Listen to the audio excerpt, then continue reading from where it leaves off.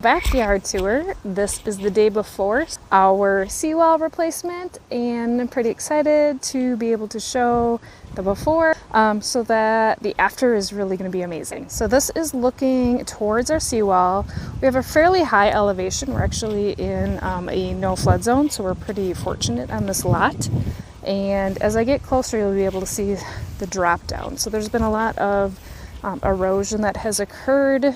This seawall actually was, what's the word I'm looking for? Broken, had degradation, whatever you want to call it, during Hurricane Irma.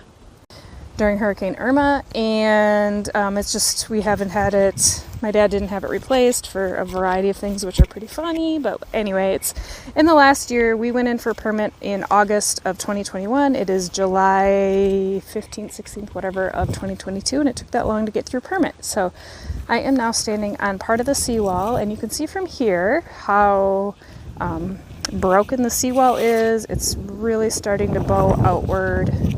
All right, so now I'm standing over on the dock. I was standing over there, where's my finger? Over there before, and you can see from here really where that erosion's starting to occur.